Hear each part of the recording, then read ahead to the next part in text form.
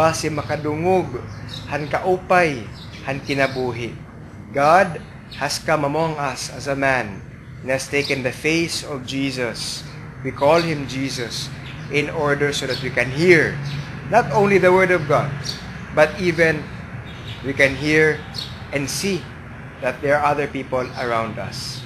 Amon insisiri nga ni kaduha nga barasahon, didan surat ang Apostol Pablo, nga nasaring nga kita ngan pamati gihapon, han pulong, han iba nga mga tao nga napalibot ha imo.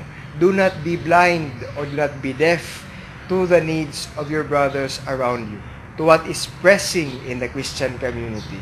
Amo ito dida ang nakikitaan han Kristohanon nga katilingban, nga na-exister kahuman han pagkabanhaw ni Kristo, empowered by the resurrection of Christ. That is actually the invitation which the gospel presents to us yan na nga Domingo. And not only for this, but every single day hatong kinabuhi.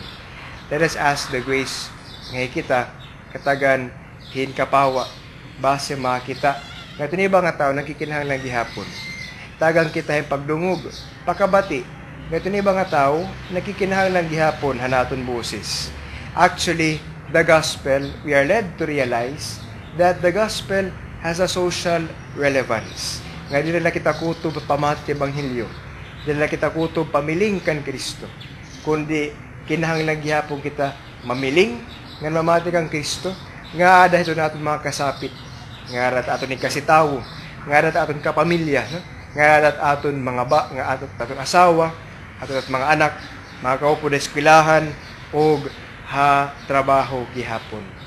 This is the invitation for us to realize that the gospel is not meant to be ours alone, but it is meant to be shared.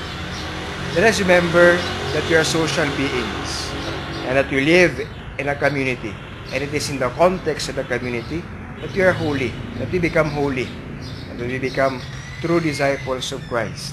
And what is a true disciple of Christ? Kundi riya maaram mamati, kundi riya nagahatagin pulong at iba, kundi riya nagiging saksi hito nga pulong nga nahimbatian hiton bungol pagkaniyan.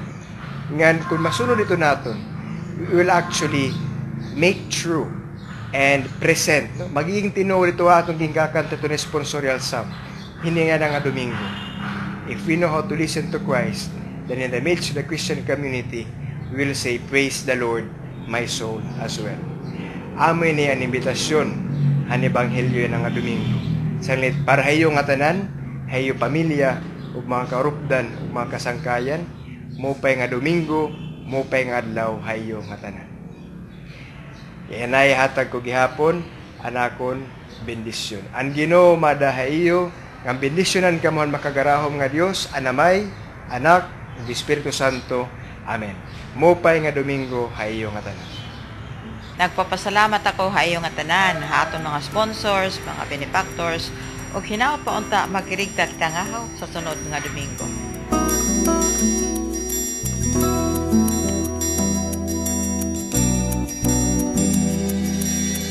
Sometimes I realize when I gaze in the skies, this spinning world is not my home. A place of mystery, a land of destiny, is where I know one day I'll go. I dream of beauty I have never seen.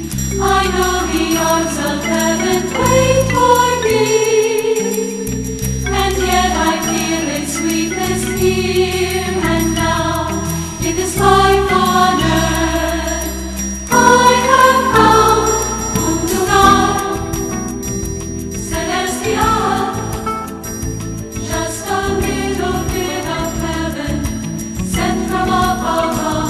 Mundugan Celestial, where the presence of my Father holds me in His love.